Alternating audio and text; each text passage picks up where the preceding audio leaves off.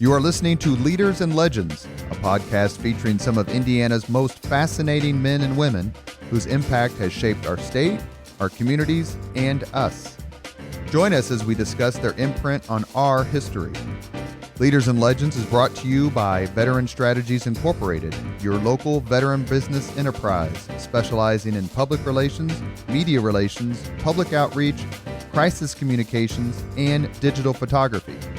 My name is Robert Bain, Principal of Veteran Strategies, former Deputy Chief of Staff to Mayor Greg Ballard, and Communications Director for the Indiana Republican Party. I'm honored to be your host for our discussion. Thank you for joining us on Leaders and Legends podcast. Our guest today is entrepreneur, Hoosier, University of Southern California graduate, history buff, and one of the true civic leaders of Indianapolis, Jeff Smulyan. Thank you, sir, for joining us. My pleasure. My pleasure, Robert. Well, the point of the podcast, for those of you who are first-time listeners, is to detail and have discussions with people who are still making a difference and have made a difference in the amazing transformation that Indianapolis has witnessed in the last 50 years. You're an Indianapolis native. Right. Jeff, talk to us a little bit about where we went to high school, the neighborhood you grew up in, and what was it like to be a kid in Indianapolis? Well, it was such a different time. I grew up with a guy named Steve Crane, who I just happened to talk to a little while ago. Steve came into Emmis in the very beginning. We've been lifelong friends, and we grew up on the northeast side. I grew up at 70th and Dover Road, in between Allisonville and Dean Road. In those days, Dover just, I think, ran from like 64th to 71st Street. Now I think they've built a division on the other side. But, just a quiet neighborhood. We joke, we'd ride our bikes, and our parents said, be home when it gets dark, and we got home. And the street lights? Yeah, different world. Then went to John Strange Elementary, Eastwood, on to North Central. Family moved when I was about 15 to 85th and Washington Boulevard, but still Washington Township. So I spent my whole life in Washington Township. And you went to North Central, graduated Went to from North Central, graduated in 65. We've had several North Central grads on the Leaders and Legends podcast. Mark Miles, Yep. Mitch Daniels, Yep. and Mr. Bart Peterson. Yep. Did you intersect with them at all? No, those guys were all younger. Mitch is just a couple years younger. I think we're all in the North Central Hall of Fame or something. We all get teased about that. There's a lot of us in that thing. But we need Kip, too. We're going to start that for Kip. The North Central Hall of Fame. Kip, too, is a big Washington Township guy. Yeah. Yes, sir. Yeah. So what made you decide to go to the University of Southern California with all these terrific schools here in the Midwest? That decision, when I was looking through your biography, really struck me. It was a different time. Most kids, if they didn't stay in state, they went east. I had a cousin who went there. I just thought it would be, a really neat place to go to school. When I was a kid, I always said, Dad, when can we go to California? And he said, son, when IU's in the Rose Bowl. And IU made the Rose Bowl, and I was a junior at USC at the time. It was the only time they made it. But I just thought it'd be neat. It was the 60s in California and all those things. And went out and thought, well, I'll go for a year or so, and loved it. Stayed undergraduate. Was going to get a master's in telecom, actually. Going to go to Stanford and get a master's in telecommunications. Somebody said, well, if you love broadcasting and you want to be an entrepreneur, you should go to law school, study broadcast law. And I have to laugh now because today everybody gets an MBA. In those days, it was like, man, nobody ever gets an MBA. They just didn't have the sort of proliferation of business schools? But it was sort of like, we had one guy in our law school class. I think we had a law school class of 170 people. And I think one guy got a joint MBA JD. And we said, well, why would you want to waste an extra year doing that? I mean, it sounds so crazy today. Because today, if you want to run a business, you get an MBA. I've always joked that if I had gotten an MBA, I probably would have understood the concept of risk better, and I probably never would have been an entrepreneur. Did you ever consider going back to get one? No. Oh, yes, a lot of times, and it was just life got in the way. I thought about doing it at night, and then you married and have a family, and never did it. But I've always, thought that if I had it to do over again, I would have gotten a joint JD MBA because I thought law school was great. I was somebody, I have been on inactive status with the state bar for 35, 40 years, whatever it is. And if I had to practice law today, I'd be disbarred on the spot. My lawyers, contend I don't even have the patience to listen to them. But it was great training. It taught me how to allocate resources and understand competing needs. And it really was, I thought, great training to run a business. Your undergraduate degree is in history and telecommunications. And what was it about? We're history buffs here at the Leaders and Legends podcast. Yeah.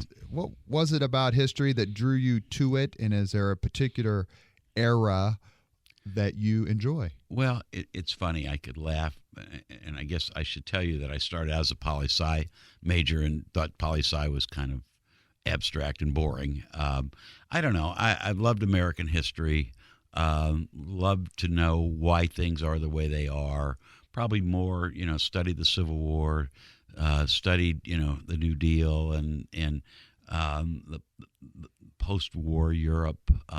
So just always loved it. To me, we talked about it, the intellectual curiosity of knowing why things are, and the more you see, history repeats itself. And so I've always been fascinated by it. It was a heady time to be in college, yes. Generally. What was your college experience in terms of in the cocoon or the matrix of what was happening in college campuses throughout the country in the mid to late 60s, early 70s? SC was a unique place because really so much of the college revolution occurred on the West Coast. Berkeley was ground zero. SC was sort of a bastion of conservative WASPism, really. It's a private school. Most private people don't realize. School. SC, I got an alumni award from SC a few years ago, and I joked that if I applied to SC today, they wouldn't even let me get a brochure. They'd just say, please don't bother us. We have 70,000 applicants. They all have straight A's. But in those days, it was much more conservative. I have been known as a more politically liberal person, but I think the contrast between my nature is more conservative in certain areas, and I think it was an interesting contrast. So while I was opposed to the war and felt, had a lot of deeply held feelings, I guess nobody would consider me to be a radical at all. I don't think anybody would consider my politics are more moderate. But being sort of a moderately liberal person at a time when you had really a lot of almost revolutionary thought was interesting. And when did we don't usually date our podcasts? In other words, say, hey, here's the date that we're recording this, because we don't broadcast them necessarily in the right order or in the same order. Sure. But we are sitting here on Friday, November 22nd. Right. Do you remember where you were when President Kennedy was assassinated? Absolutely. And was President Kennedy sort of the wellspring of your political beliefs? I think to an extent. I think his brother Bobby was. Bobby was very idealistic. I remember I was in high school and somebody said the president is shot. And your frame of reference is the president, like the president of our student body, my friend Dave. Oh my gosh. I mean, it was one of those moments. I actually, on the day that Bobby Kennedy was shot, was the first vote I ever cast in the California primary. That's right, because you would have been 21. 21 and you would have been out there college. in Los Angeles. Senior in college, and I remember I actually was right at the end of finals. I had mono. I got mono. I guess you only get it once, and I got it after finals. And I got out and voted, and then went back to bed and was watching it when it all happened and saw everything when it happened. We did a podcast recently with Michael Browning, and he was talking about his experience being at Notre Dame when Bobby Kennedy gave his first speech. Right, and they fixed 68 primaries, right? That's exactly right. And then we've done a podcast with Mike Riley, who was Bobby Kennedy's campaign director for Indiana. Yeah. Because perhaps of other factors, maybe time as much as anything, the impact that Bobby Kennedy had on young people, especially in this country. Yeah. Democrat, obviously more than Republican, but the impact he had is almost immeasurable. Looking back on that time, what sort of impact do you think he and that electrified candidacy, which I think is I'm a Republican, but we can admire the other side. I mean, it was a singularly powerful candidacy. What effect did that have on you? Well, I think it was that we can all do better. We're all in this together. I think I just read a book on Birch Bayh. I worked for Birch when I was in law school. Oh, the Blameyer book? Yeah, read Bob Blameyer. I used to work with Bob Blameyer. Read his book. Well, he came on the podcast with Louis Mahern and Nancy Pappas to talk about the career of Birch Bayh. They were terrific. And I worked for Birch when I was in law school. It was a different time. I still remember, and it's no secret, Evan is a dear friend. Susan has been on this board, on the Emmis board for 25 years. I can still remember playing softball. And we'd play with Republicans, and we'd all have pizza and beer. And, it was a time when you really, just debated ideas. We weren't in this ideological cocoon where all Republicans are good and all Democrats are bad, or all Republicans are bad and all Democrats are good. People worked together and you compromised. And I thought, the idea was working together. The most remarkable statement, I think, in the whole Bob Blameyer book was when Birch Bayh had been a freshman senator and Everett Dirksen walked up to him, from Illinois, put his arm around him and said, "Birch, I love what you do. I love, we're different parties, but I want to help you with the reelection." Now, the idea that any Democrat could be helped for reelection by any Republican or vice versa in 2019 is just unheard of. It was a different time. So I think it was, I thought Bobby Kennedy was basically someone who said we all can do better. And he was one of those transformational figures. Ronald Reagan was a transformational figure. And people who said, we're all in this together and let's make this place better. And I think going back, you want to talk about Indianapolis, that's really the spirit of this community. It's no secret Steve Goldsmith and I are very, very close friends.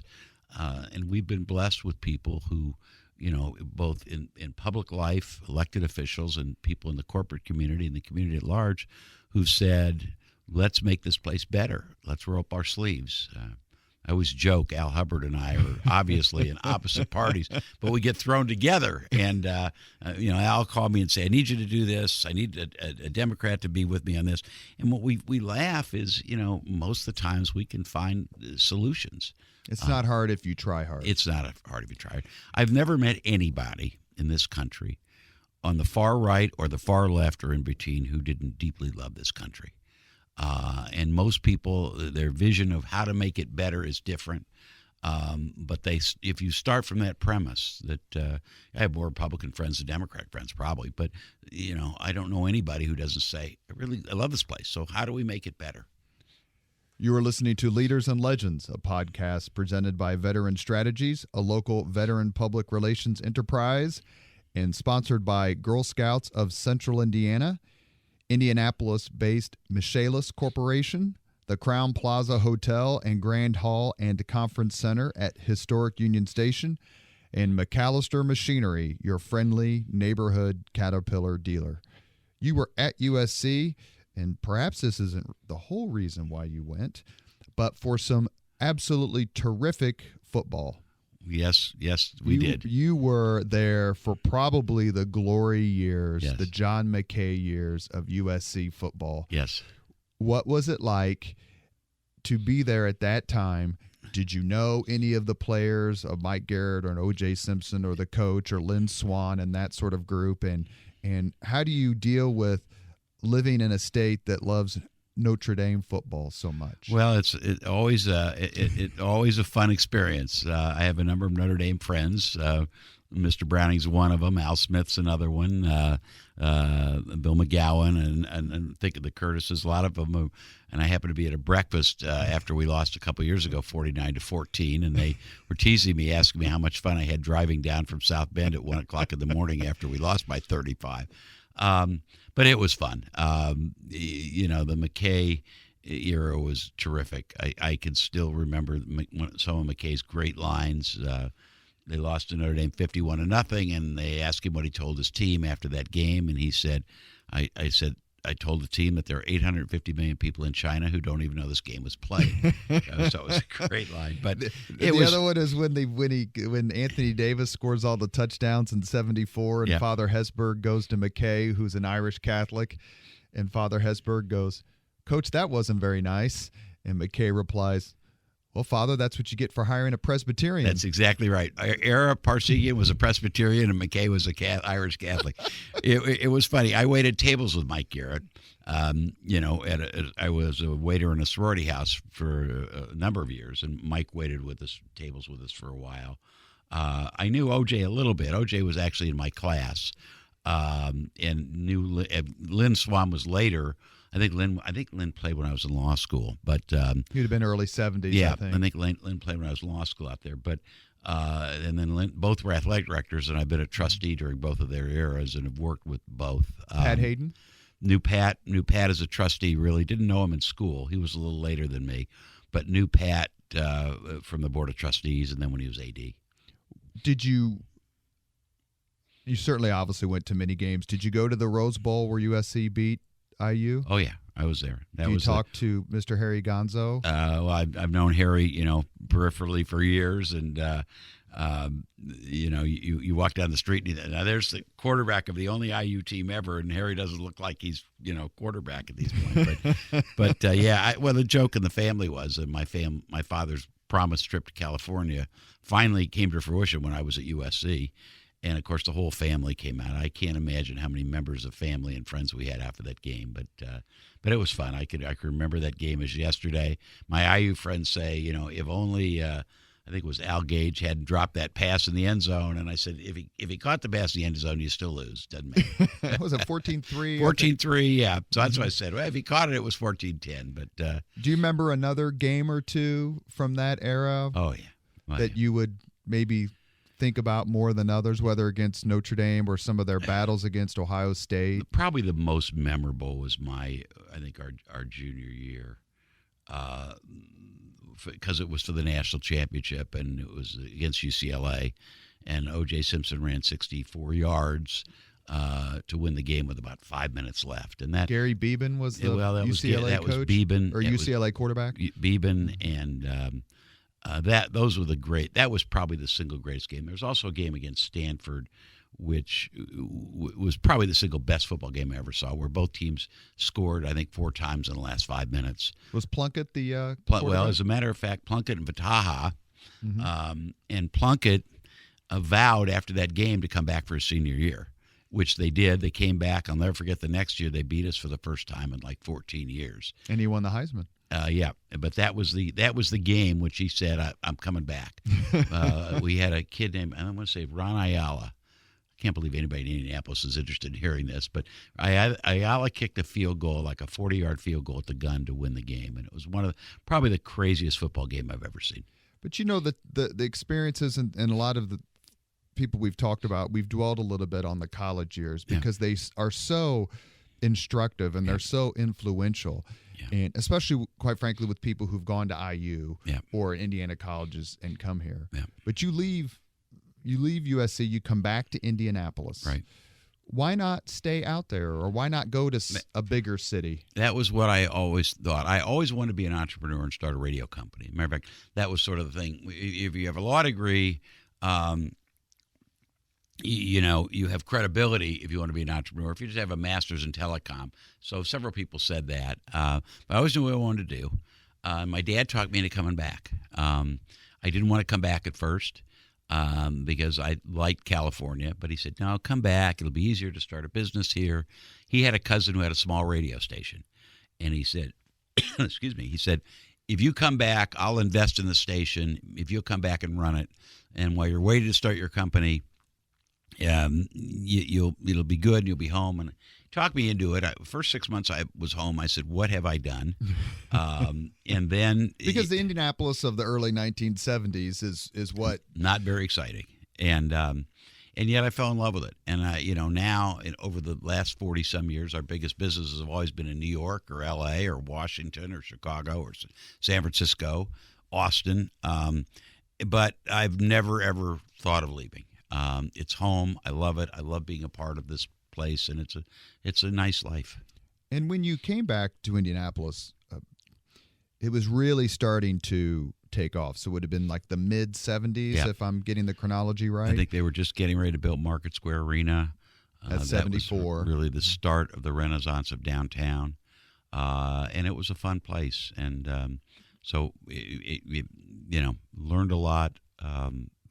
It was a fun time. And did you get a sense at the time with new leadership, not only in the mayor's office, but in the civic organizations, that, okay, this city's due to take off? No, absolutely not. I don't think number one, you're worried about, feeding your family and day-to-day stuff, and you don't really think in broader terms. That's the beauty of getting old like I am now. Now you think in broader terms. But I think at the time it was just, you knew things were happening, but you really weren't as aware of them on a daily basis. But clearly you had visionary leadership then. You've had it for a long time here. That's been very helpful. Do you remember when you first started to get approached and you got on the radar of a Bill Hudnut or a David Frick or those sorts of folks, that early generation, kind of first generation founding fathers of the people who made Indianapolis different? Well, probably the first station was a small station. We did some civic things. We were always famous for our midday guy, who's David Letterman. And that was probably more people want to know about that than anything else. Rick Cummings, who was really the first or second employee at Emmis ever, was our production director and then replaced Letterman and then became program director. And I said, someday I'm going to start my own company. And when I do, which was a few years later, I want you to head up programming. And he did, and has had that position for 40 years. I think probably Emmis was such a skyrocket.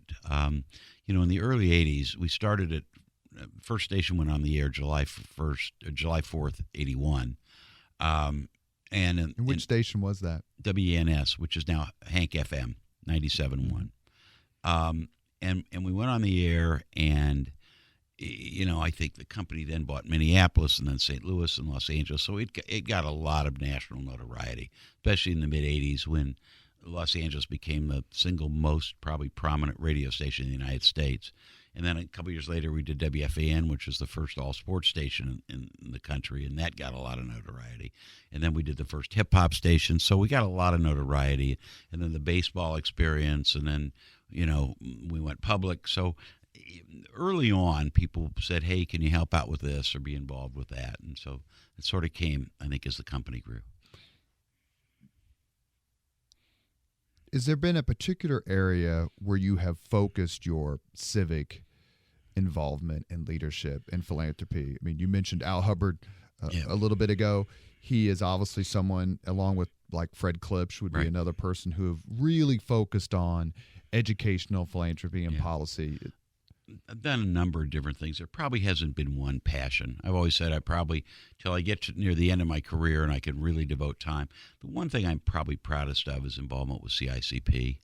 CICP has been, It's a Central Indiana corporate partnership. And CICP was founded really because of the impetus of the Lilly Endowment and Lilly Corporation to bring the CEOs of the major employers together. That's now 20 years ago.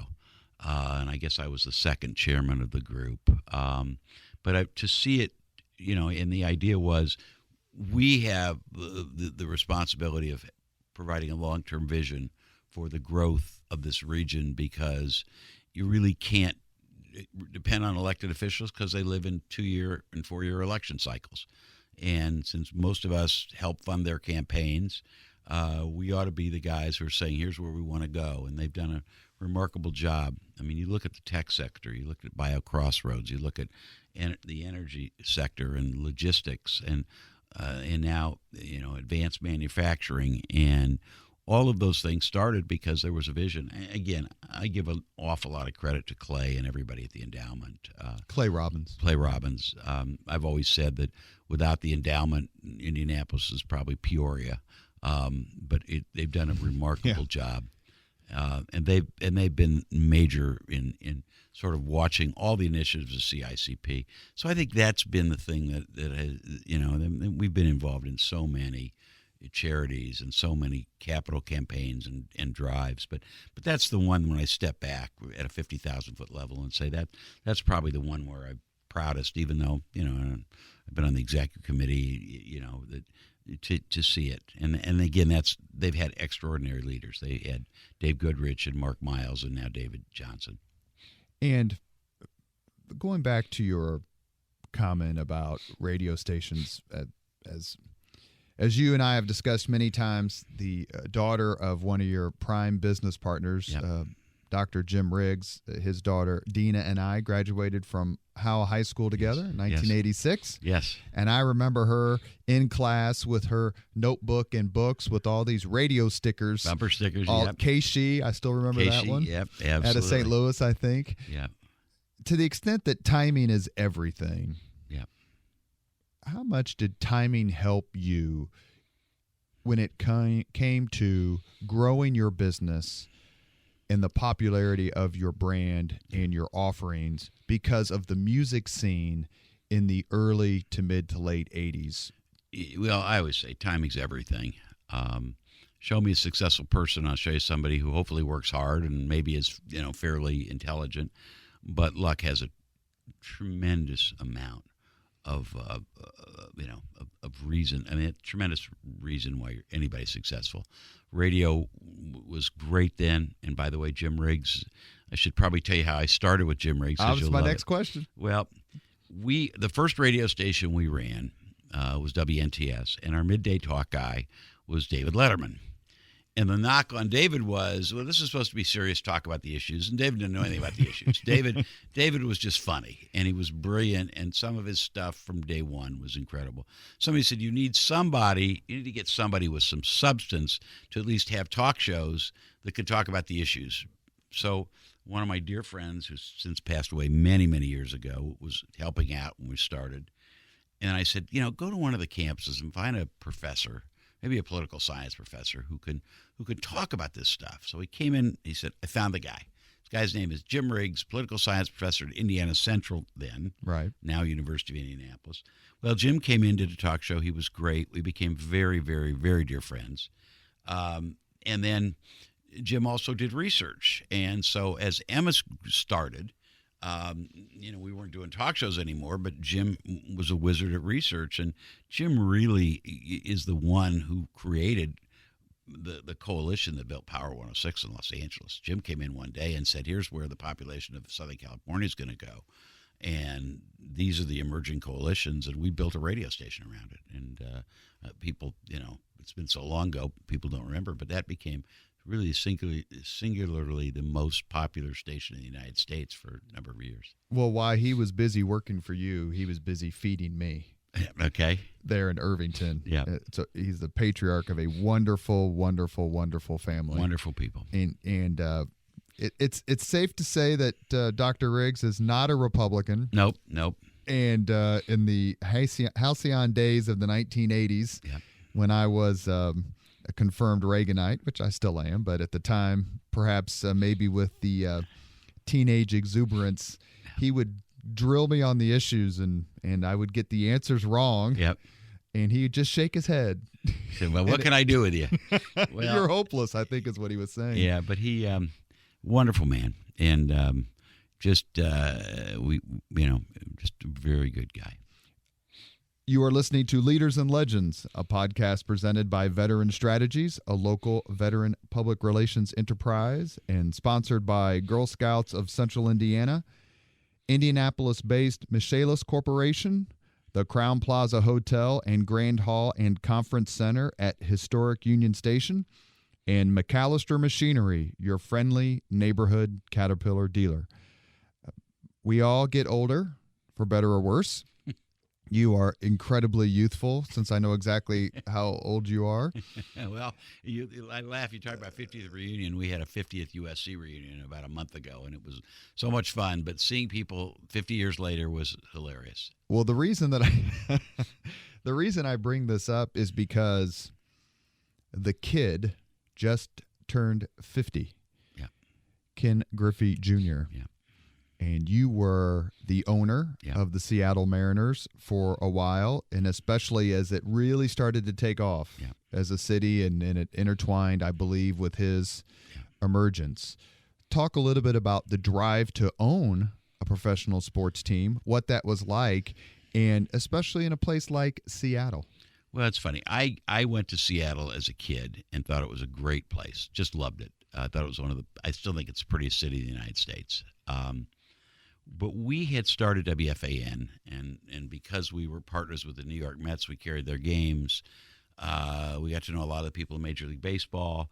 We were sort of the turnaround guys. So we always bought radio stations and created a format, and more often than not, the format worked, and one thing led to another. And in those days, you could only own one FM station in the top markets. We really didn't. WFAN was our only AM station. And because the theory was music is going to transition to FM much better than AM, and I won't bore you with all that. But we did WFAN, and there really, in those days, I think we bought the NBC stations. So we were in Indianapolis, Chicago, Washington, Boston, New York, San Francisco, Los Angeles, Houston. And there really wasn't much in the top 10 to buy. And once you're in the big markets, you're not probably dying to go to a small town. And I had a theory about sort of television and mass media and sports. That was that it would regionalize with cable. And we thought, boy, you're going to have the whole Pacific Northwest. It would be great. I love Seattle. The theory was a great idea. It was a great theory. It was 10 years before its time. One of my board members says, you're always 10 years before your time, so that's why you're close. You've been closer to bankruptcy than monumental success. But I love Seattle, and Junior was my favorite part. I mean, when we got there, it was the most unloved franchise in the history of the world. I could tell you stories that were hilarious. Nobody cared. They won the game. They won the franchise by litigating with the American League. They won a lawsuit, so they got the franchise when they expanded to Toronto and then Seattle. So wasn't there like a Seattle Pilots? Well, that's why they got the team, because the baseball went to Seattle in 66 or 67. The Pilots are there 1 year. If you talk to Major League Baseball, they say Seattle made certain commitments and they didn't live up to it. And if you talk to people in Seattle, they say, well, that's not necessarily true. But baseball was very, very upset with Seattle, and they pulled a franchise. And a little-known fact is that apparently during the discussion to pull the franchise, they recorded some very derogatory things about Seattle that would have been very embarrassing. And lo and behold, a number of years later, Slade Gorton got the recording. Slade was county attorney then. He became a U.S. senator. Senator.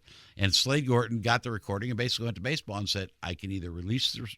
I've heard this story. I don't know if it's true, but I can either release this recording or you can give us the next expansion team.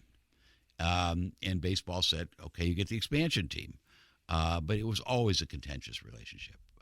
Most of the people in baseball thought, these guys are marketing guys. If they can't make it work, it'll never survive.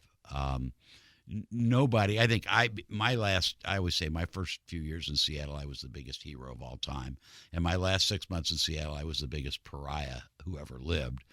Because I think until the owner of the Supersonics. Well, that's right. And you've had it. There's been a history in Seattle. But it's funny because I talked to the guy who bought the Supersonics, and he started telling me all the things that happened to him. I said, well, those exact same things that happened to us, 15 years earlier. But it's a beautiful place. I always said I'd love to do anything in Seattle but own their baseball team. My brother was stationed at Fort Lewis. Yeah, it's a beautiful and stayed place. there. Yeah. He never came back to Indianapolis. He absolutely loves it. It's a beautiful place. I always also got in trouble because I said Seattle's all the people I ever vote for get elected, and it makes it impossible for a business like Major League Baseball. I said if we had these problems in Indianapolis, the corporate community and the government and the ball club would get together and share the numbers and figure out the problem and solve it. But in Seattle, it was, look, we got beautiful mountains. We get people coming in every day. We really don't care about this stuff. And but I loved it. I made a lot of great friends in baseball, great friends in Seattle, and watching Junior play every day was the one thing I really loved. Would you have done anything differently? Hindsight is never anyone's friend per se. No. My closest friend in the world was the president of the team. He then, when we sold it, he became general counsel. He's now semi-retired. And the day we sold it, he said, "What could we have done differently?" I said, "Nothing." I said, "Number one, you do your best work in an impossible situation." The marketing that we had was became the forerunner of marketing for sports everywhere. I mean, I go to a Pacer game and you see all these things they do. We did that when nobody ever heard of it. I mean, we joked that if you own the Red Sox or the Yankees, your ad campaign was, it's another, season starts April 4th, get your tickets. Well, in Seattle, it was like, hey, these guys, we know they've always sucked, but, now it's different. I never heard of the Seattle Mariners until you bought them. And we really created a great campaign around them and won all sorts of awards for marketing, did things in the ballpark, which were more fun. We did all sorts of crazy. We had date nights, we had concerts, we had all. I mean, I could bore you forever with it. But just tried to make it a fun experience, and attendance went, great. The problem was we didn't have the money to sustain the losses that you needed in a team like that. I used to joke and said, you need to be a billionaire to own the Kansas City Royals or the Seattle Mariners. If you've got a paper route, you can own the Yankees or the Dodgers. Oh, agreed. We had no cable TV deal and no real corporate support. One of my favorite stories, and I'm going to stop talking baseball, but early on, when you're in the game, you see all the revenue streams. And the Sky Dome was a new stadium, and Paul Beeston, who ran the team, walked me around the ballpark and showed it to me. Sky Dome in Toronto. In Toronto, yeah. And you marvel when you play in the King Dome, where the roof's falling down and they haven't done maintenance. You marvel, and at the end of the tour, I see this giant ad for Microsoft on a Diamond Vision that, the scoreboard in those days was the eighth wonder of the world. That's right. It was sort of the forerunner to what they did in Dallas with the stadium. And it was like a 2-minute ad for Microsoft. And I said, "Paul, how much do they pay you?" And he came back, called downstairs, and said, "They pay us about $385,000 a year for all the stuff they do with the team." And I marveled. So I called Gary, the guy I just talked about. And to Gary, he was back in Seattle. I said, "How much does Microsoft spend with us?" So which is headquartered 8 miles away from the ballpark. And he said, "Well, they buy 4 tickets and they have computer hacker night. They spend $14,000 a year with us." And I just said, "Well, there's my problem." I mean, but the game didn't matter. And it didn't matter till after we left and they had that one winning season where they beat the Yankees and they got a new stadium and the city fell in love with the team. But you needed to win. They won 114 games. Well, that was later. But that was the year they beat the Yankees in the playoff, and they never made the World Series. They made the American League Championship. But excuse me, but that playoff turned it around. Now they've since had a lot of downs, and the attendance is still not so good. But it's a tough town. Great town, but tough town. You mentioned WFAN New York. Yeah. What do you think, decades later, of the child you gave birth to, sports talk radio? Well, it's funny. That was one of the few things in the company that I actually did because it was an idea I had when I was not paying attention in a telecom class at USC. And I would never get with Steve Crane, and we never had AM stations, and WHN was the first one. And it was the largest country music station in America that had but also had the Mets. It was owned by the Doubleday family that owned the Mets, and that's who we bought the stations from. We did the deal because we wanted their FM in Washington and their FM in New York, but we had to take the AM. And I laugh, it was the largest country music station in America, but it was like 25th in the ratings. And we said, "Look, you're never going to make money playing music on AM anymore." So I said, "Look, if I was ever going to do this stupid idea, this is it. Because you're not going to be all news because you have WNINS and WCBS, and WOR and WABC did talk. So if you want spoken word, here it is." And so I said, "Let's do all sports because we've got 162 Mets games, so you're going to get a lot of people listening." And I'll never forget, I took it to Rick Cummings and Doyle Rose, who was then our president of our radio group, and we went to a manager's meeting, and it got voted down. You're kidding. No, got voted down. And Steve Crane came to me and said, "Well, what do you want to do?" I said, "You can't lead where others won't follow, so we're not doing it." And the next day, Rick and Doyle came into my office, and they said, "Look, we still think it's a stupid idea." But you know what? We owe you one. This is your baby. Let's do it. And we did it. And you have to know our culture at Emmis, where there's just nonstop needling. And so Jim Lampley, who was one of our first guys on the air, used to call WFAN in the first year or so the Vietnam War of Emmis. and were you Ho Chi Minh? Yeah, it was. No, unfortunately, I was General Westmoreland. I was on the side that didn't win. And you know, around here it'd be 5 o'clock, and somebody say, "Well, it's 5 o'clock. We lost another $23,000 at WFAN today." I mean, it was that kind of needling. And Jim Riggs, the aforementioned Jim Riggs, would do research, and I'll never forget. After about 6 months on the air, the question was, "How did we do as the place to go for sports?" And in the first 6 months, it was probably WINS and WCBS who had sports on the 15s and 45s. Still probably had an 80% preference as the place for sports. And about a year and a half later, it had flipped. So we became the place for sports. But when it really took off is when we bought the NBC stations in 1988, and we merged. In those days, you couldn't have two FMs or two AMs. So the better signal was 660, which was WNBC. So we switched WFAN to 660, and we took Don Imus, who was their morning guy. And it all came together. And I always say, Robert, the line between being a genius and an idiot is very fine. And I've been on both sides many times. So I went from being the world's biggest idiot on WFAN to the biggest genius. The one funny part about the story, and I always, you know, people say, "Oh, you had the vision to see it." Somebody was going to do this format. I mean, it just happened to be me, and it happened to be in New York City where it got a lot of attention, and there's always retrospectives on it, and every year a guy's writing another book, and he calls me to talk about it. But today, I always think back of one favorite story. Sports radio really changed the landscape of sports, because if you're a player or an owner or a manager, you get up in the morning, and if you've had a bad day, you see a devastating column, or somebody's ripped you in the newspaper, but then you put the newspaper down and you get on with your day. Well, with sports talk radio, if you've made a mistake, I mean, I go down the hall, I promise you that today, all day, we're talking about T.Y. Hilton dropping two passes, you know, or when Adam Vinatieri missed kick. So it's just nonstop.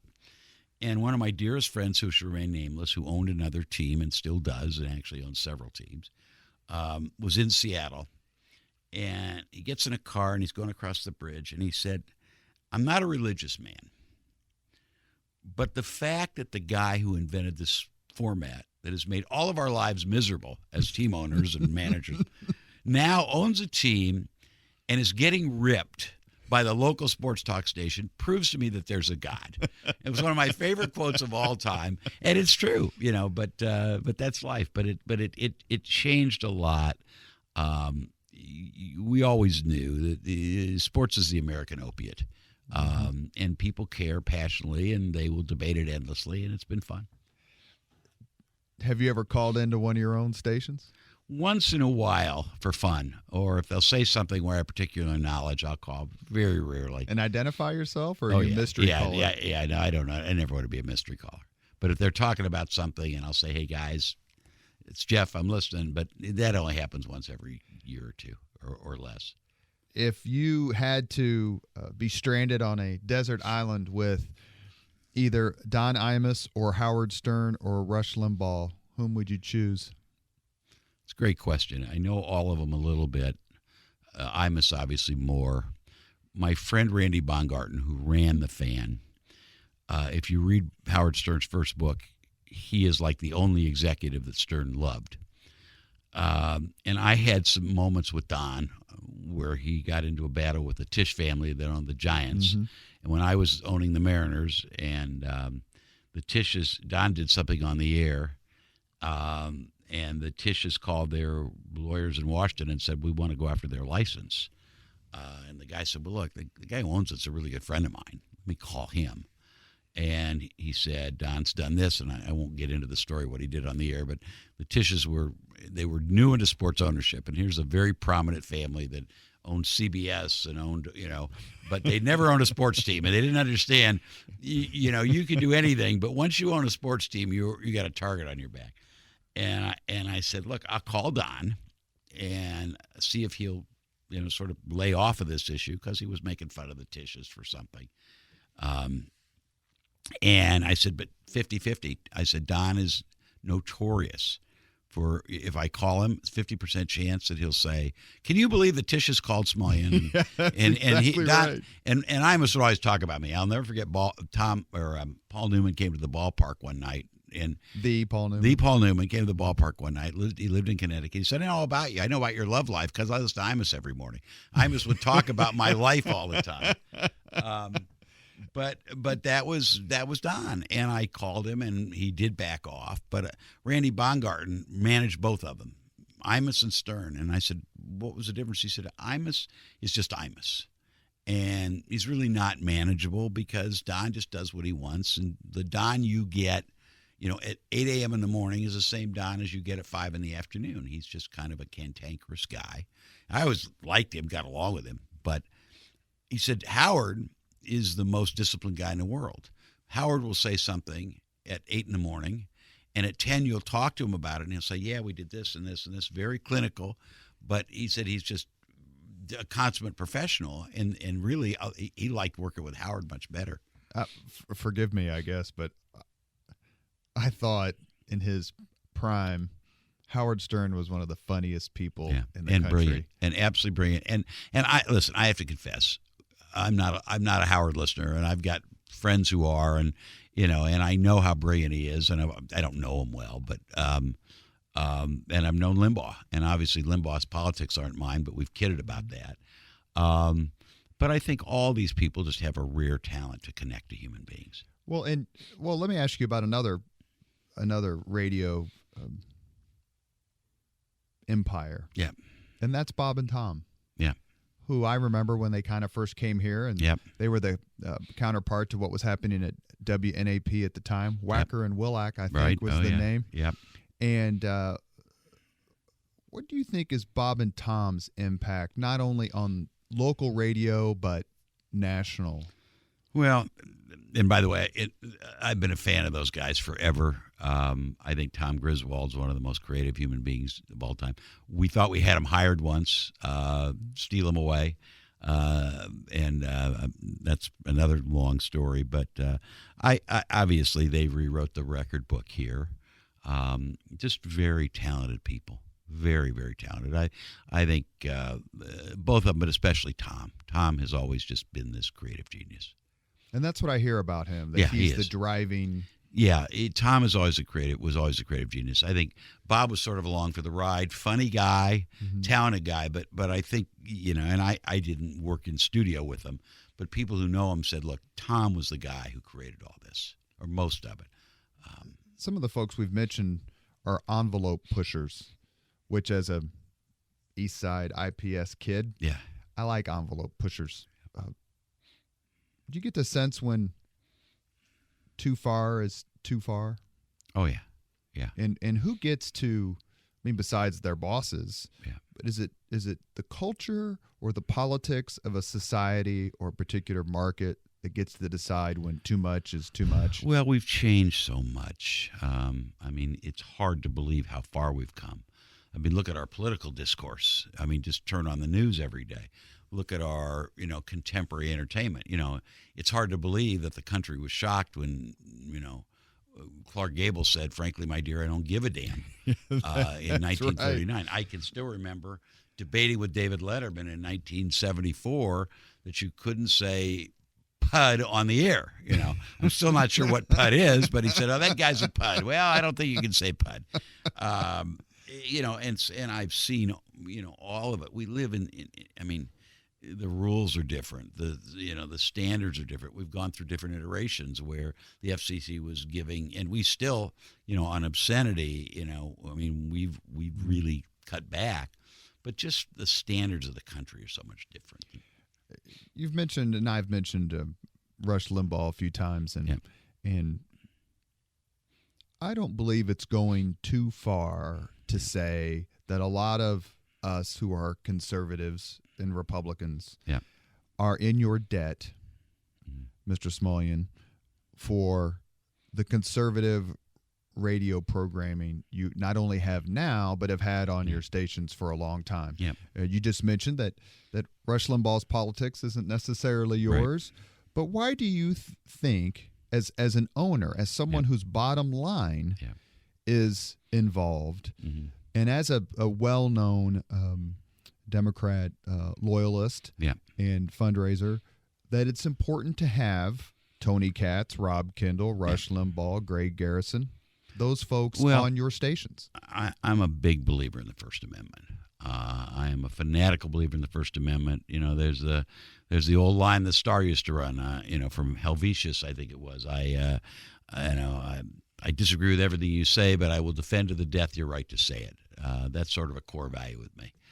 I will tell you, I worry that the rise of all of these segments, I'm not sure sociologists are going to tell us where we are, but I worry that, AM radio is sort of the province of conservatism. Now it's commercial radio, NPR, when the people who started Air America came to me and said, we want to do a liberal radio network, and we even helped them evaluate it, but I said, I just don't think there's a market. I think moderates and progressives who like radio are listening to rock and roll. And I think if they like politics, they'll listen to NPR. I think commercial radio really is just populated by more conservative people. The thing that scares me is that it's led to sort of these cocoons. If you believe what Rush Limbaugh says, it is impossible to believe what Rachel Maddow says, and vice versa. And I go back to where we were a while ago when I said there was a time, and I think when a Bobby Kennedy or a Birch Bayh could sit down with an Everett Dirksen or a Ronald Reagan, or the old Ronald Reagan, Tip O'Neill, and hammer out solutions. And I just am afraid we can't even talk about solutions anymore. And that scares me. I do worry about what the bubbles are. There's a bubble on the left. There's a bubble on the right. People are pulled in one direction or the other. And I don't know how we solve common problems. We've succeeded here because... I was just getting ready to make that point. Yeah, we've succeeded here because nobody cared if you were a Republican or a Democrat. What was the problem in the city? How do we fix it? And it scares me on a national level that it's almost impossible. My friend Evan Bayh, I asked him what the difference was. He said, when I grew up, he said, my some of his closest friends were Republicans in the United States Senate. He said, now if a Democrat sees a Republican or shakes hands with a Republican, it's a campaign ad. Dick Lugar, who was a man I really admired, his career may have ended in the primary because there was a picture of him shaking hands with Barack Obama, who was the president of the United States. That kind of thing is just, I shake hands. Like I said, most of my friends are Republicans. I would it would be a little strange that my career would end or their career would end because they were at dinner with me. Well, you could have told me no. Yeah, I to coming on the podcast. I certainly know you're a Republican. No, so I worry that we live in a time where if you listen to Tony or Rush or Rachel Maddow or, I don't know, whoever, that you really can't, you just don't get information from a different point of view. And when you watch the impeachment hearings, you really have two different worlds. You have people who say this is an absolute travesty and it's a crime, and you have people say, what are you talking about? Why aren't we investigating Joe Biden? Different worlds. You mentioned Indianapolis, and one of the things that my good friend, who recently deceased, but certainly on the Mount Rushmore of founding fathers of modern Indianapolis, P.E. McAllister, right, who was head of the Capital Improvement Board for a long, long time, and all the other things that he did, which are probably too long to mention in the remaining minutes of this podcast. He said never at one time and he was primarily 70s and 80s, maybe early 90s, because he's born in 1918, so he was retiring. He said never one time in a meeting about the city did anyone ask who was going to get the credit. Did anyone say that's a Republican or a Democrat idea. Yeah, absolutely right. He said there was never any argument. Yeah. It was a discussion, Right. and everyone pulled together. Yeah. And perhaps the best example of this, of many in the last 50 years of this city, is the Super Bowl in February of 2012. Yeah. If I had told you when you had come back from Los Angeles Yeah. after graduating that, you know what, in your lifetime, in your near lifetime, Indianapolis, Indiana is going to completely rewrite the expectation of the Super Bowl for this country and for the NFL, what would your response have been? Was the year 1973 too? What was the year that you asked the question when I would have the thought? I guess it really didn't matter. When you came out of USC and you're back to Indianapolis and you're thinking, oh my God, do I want to stay here? Maybe on a good day, 1 billion to 1. You know, I mean, but it was a perfect example. And I had friends in the NFL and people all over. One of my favorite things is when people come into Indianapolis from out of town and they go, oh my gosh, this is such a great place.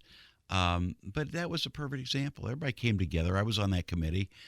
My dear friend Jack Swarbrick, I'll never forget when we bid the year before, and we were in Nashville, and I'll never forget he came in and said Jerry Jones just offered him another 50 or 60 suites and another 20,000 seats, and that's $3 million a team, and we're going to lose. And we only lost by 1 vote. But they basically said, but come back next year, and they gave it to us. But the job that was done, I mean, you know, Allison, you know, remarkable. Mark, but really, Mel Raines, all those Susan people. Boffman, but all those people. But really, it's all the volunteers. You know, I mean, I'll never forget. Was with I think the second in command at the NFL, and I said, "How are we doing?" You know, and he said, "Oh my God, you guys are unbelievable." And I said, "Well, I know what it was. I guess I saw Roger Goodell at a meeting a month before the Super Bowl, and it was in New York." And I said, "How are we doing?" He said, "Doing great." And I said, "Well, let me promise you this. If a flake of snow drops anywhere east of Peoria, we will have it picked up before it hits the ground." I said, "That's just, you know, and the organization and the commitment and the passion of the people." And that's been a recurring theme of the podcast, is you talk to people who have put on these huge events or been involved. Mark Miles said it. Greg Ballard said it. Michael Browning said it. Ryan Vaughn has said it. All the people who've appeared on the Leaders and Legends podcast, and they all say the volunteer community in Indianapolis is second to none. It is, and they make everybody look good because they care. I mean, these are people who are just, you know, doing it because they love the city and they want to be good hosts. But that's a spirit that permeates. I would say that, you know, from a civic index, there must be such thing. We're off the charts. One of my proudest things was seeing that the Brookings Institution did a study on the new localism. And the premise was, it looks like for a while, the federal governments are going to be, not only here but all over the world, are going to be more dysfunctional because of all of this, you know, polarization. But they said, so we look to local, you know, entities that really have made a difference. And they came up 3 in the world. One was Pittsburgh, one was Copenhagen, and Indianapolis. And it was just the public-private partnership, and with CICP and the endowment and the things that it done, to see that as one of the 3 great places in the world where this kind of involvement occurs is very, very, very gratifying. Glad you stayed? I had no regrets. I never regretted being here for a moment. You are listening to Leaders and Legends, a podcast presented by Veteran Strategies, a local veteran public relations enterprise, and sponsored by Girl Scouts of Central Indiana, Indianapolis-based Michaelis Corporation, the Crowne Plaza Hotel and Grand Hall and Conference Center at historic Union Station, and McAllister Machinery, your friendly neighborhood Caterpillar dealer. We end the podcast with the same 5 questions to everybody. Okay. You ready? I'm ready. What was your first job? Copy boy, Indianapolis Times, 1963. Is that where you worked with Bill Benner? No, that later? That was later. Benner and Robin Miller later. And I want the record to show that I had seniority. I believe it was after my freshman year in college, and they were score boys, and they were like in high school, and I was a summer whatever I was lackey. And so what that meant was that when we had to go to the soft ice cream truck outside the building, I had seniority, and they had to go before I did. That was the seniority. We did a podcast with Bill Benner, and he mentioned the fact that you guys had worked together. We worked together at the Indianapolis Star. I worked there 3 summers and loved it. That was my second job. But my first job was, well, actually, I think I had a couple more in high school. But first job was a copy boy for the old Indianapolis Times, and I worked for the legendary Irving Leibowitz, who that's a name that goes way in the past. But he was the managing editor of the Times and probably the quintessential newspaper man. It was amazing. These sort of relationships, like you mentioned him working with, or Bill Benner mentioned working with you. One of the reasons we do the podcast is these fun little facts and coincidences. Yeah. Second question, what was your first concert? Well, I think my first concert, it's funny, somebody asked me that recently. I want to say it was like not a Motown review, but a pre-Motown review where you had like Jackie Wilson and people like that, and it was at the old Indiana Theater. And I was probably 15, 14 years old. But that was pre-Motown, and I want to say Jackie Wilson. I should remember that more. I can still remember sitting at the very top with a few friends. So that was probably when I was 14 years old. If you could suggest any book for someone to read, which book would you choose? It's funny. There's so many. I'm a big Tom Friedman fan. One of my favorite books from 30 years ago was Listening to America by Bill Moyers. Just went around the country and listened to how the thoughts and hopes of everyday Americans. I read one by Stephen Brill last year that I absolutely loved. My gosh, I'm losing my mind. Tailspin.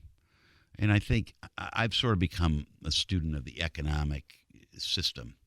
And I gave a speech at the United Way on income distribution, and I really believe it's a problem that we don't solve, and we don't all come together to solve it. It's going to do us in. If you look at throughout the sweep of history, when societies with the gap between rich and poor becomes so large, that's how you get revolutions. And I'm not saying we have a revolution, but it's something that manifests itself. And this is a country of such abundance, and we ought to be able to solve the problem. So, ask Louis XVI. Cost him his head. Well, that is the lesson throughout history, and we sort of think, well, it can't happen here. But when people get angry enough, and hungry enough, that's right. If you could witness any event in history, be there in person as it happens, which event would you choose?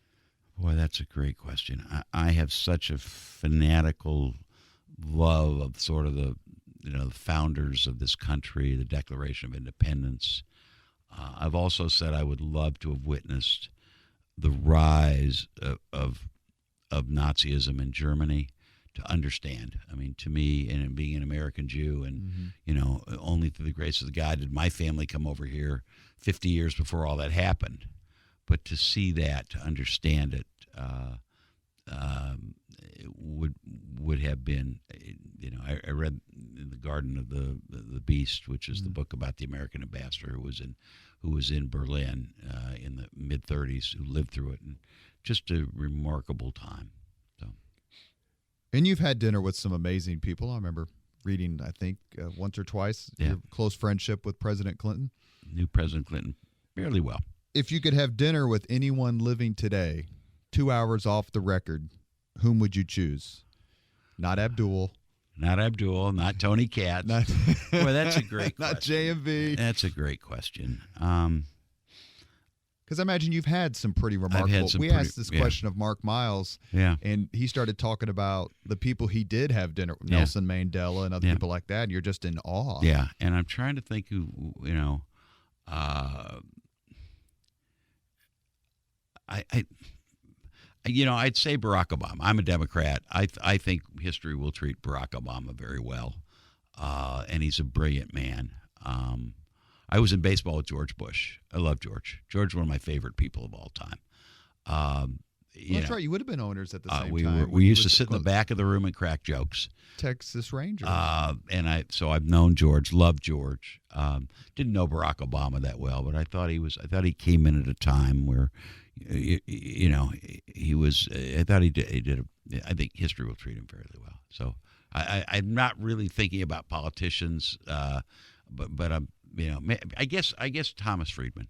And I've actually sat with Thomas Friedman at a dinner. Mm-hmm. But I find Thomas Friedman's take on the world to be pretty remarkable. This city in the last 50 years, and hopefully for the next 50 years, is really, besides the neighborhood by neighborhood, community by community sense of brotherhood, the city has changed because of a lot of the podcast guests we've had so far on Leaders and Legends. Jeff Smulyan is in the top rank of those people, not only because of his kindness and generosity and philanthropy, but as you have just heard for the last hour, his personality and his sense of spirit and his commitment to Indianapolis. We cannot thank you enough, sir, for your time. It's been fun. I can't believe we spent an hour. It went by, it was a lot of fun, Robert. Pleasure. Thanks. Thank you very much for listening to Leaders and Legends, brought to you by Veteran Strategies Incorporated. If you want to contact us about this program or our menu of public relations services, please send us an email at robert@veteranstrategies.com. That's robert@veteranstrategies.com.